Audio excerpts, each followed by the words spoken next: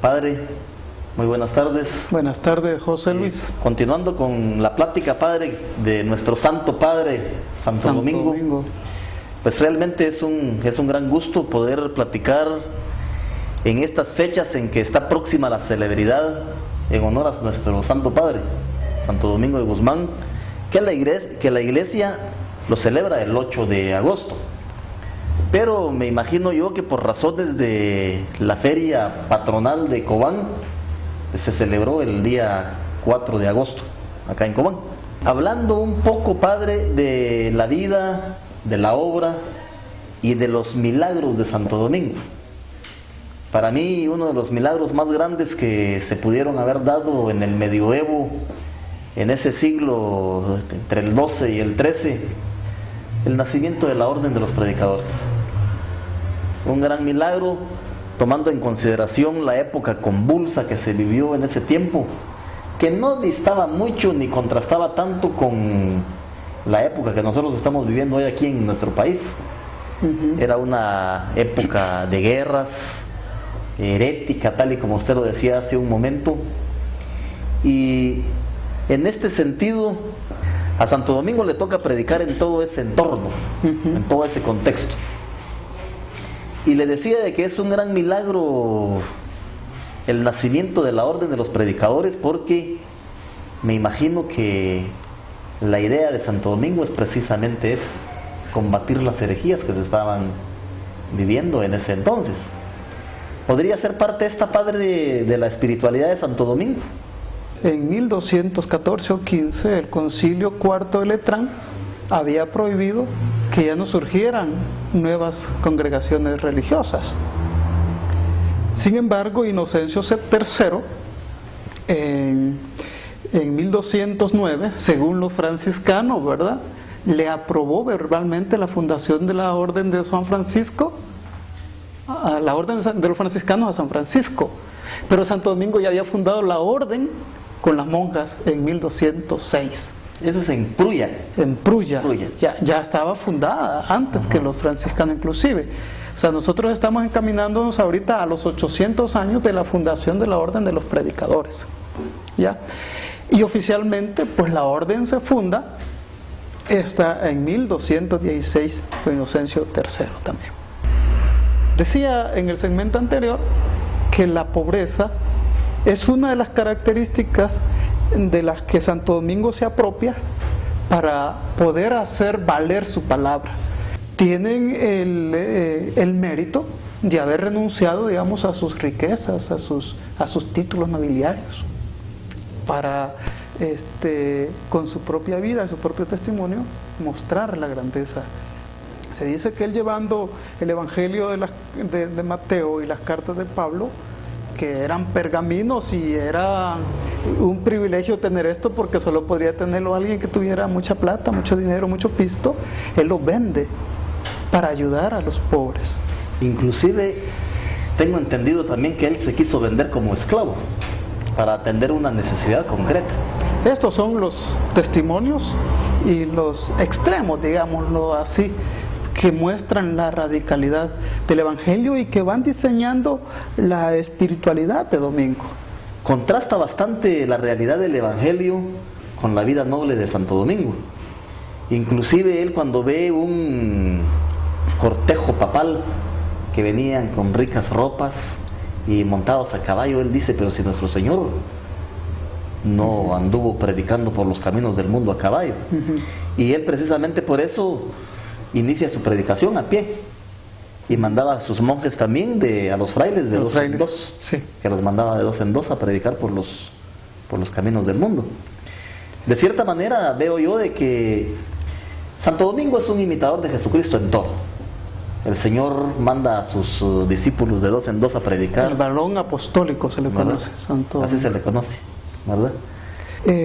Señalar los aspectos más importantes que Santo Domingo recomienda ya cuando funda la orden en 1216, cuando es aprobado oficialmente, y los envía el año siguiente bajo 4 instrucciones fundamentales, ¿verdad? 1, la oración y la contemplación, ¿verdad?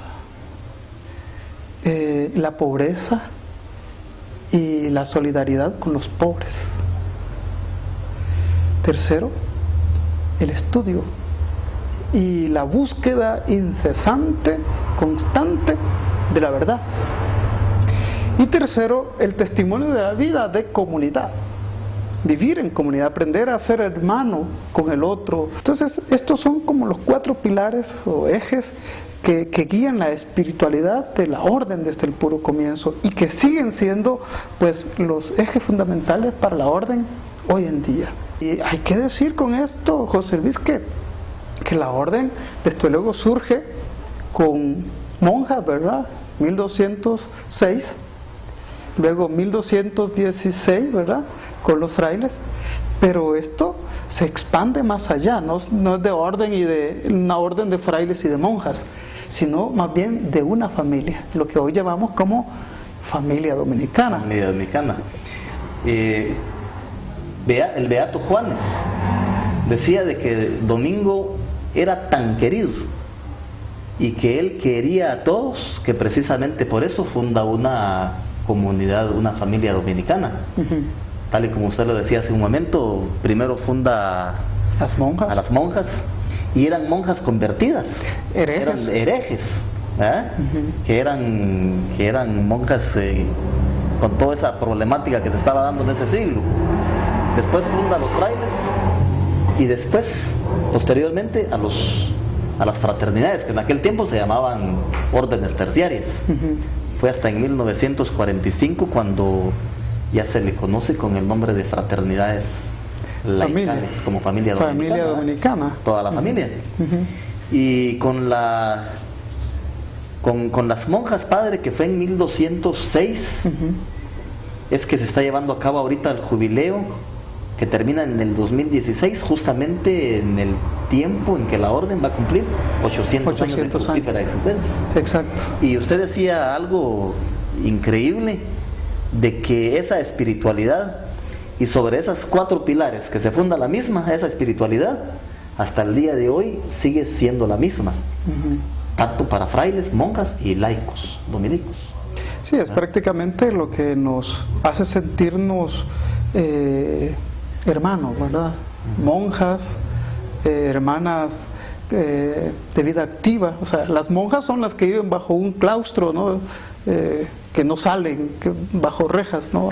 Aquí en Centroamérica únicamente hay monjas en Nicaragua, pero hay muchas dominicas. Aquí en Cobán pues estaban las dominicas de la Anunciata, están nuestras hermanas del Rosario que están en Esperanza, dominicas de la Anunciata que están también en Cabón, las dominicas de la Reina del Rosario que están también fundando ahora precisamente en Cabón, y luego en Cubulco, en Salamá, ¿verdad? Las dominicas del Rosario. Y luego pues hay que hacer alusión, José Luis, desde luego a la familia dominicana bajo esta dimensión tan exquisita, tan bonita, tan cercana, ¿verdad? Como es la familia dominicana con los laicos, ¿no? Que de eso yo creo que sería bonito que nos pudieras hablar algo, así ya como para ir cerrando este bloque, ¿no? Laicos dominicos en el mundo hay aproximadamente 70.400, y nos cabe la dicha de que podríamos decir que nosotros pues nos sumamos a esos 70.400, ya seríamos 70.412 en ese sentido, porque justo el 22 de diciembre de este año recién pasado, asistidos por el Espíritu Santo, fundamos una fraternidad laical dominicana, pues aquí en la ciudad de Cobán, que le pusimos por nombre San Vicente Ferrer, y nos corresponde a nosotros dominicos de este tiempo presente, frailes, monjas, laicos y laicos, marcar un nuevo capítulo de la orden, para que la misma siga tan fructífera, tan floreciente, y que mantenga ese milagro que ocurrió en el siglo XIII, que se mantenga presente hoy, mañana y siempre. Estimados televidentes, llegamos al final de esta plática que sostuvimos con Fray Guillermo Delgado, padre dominico de Santo Domingo. Muchas gracias por la atención que ustedes nos prestaron a su programa.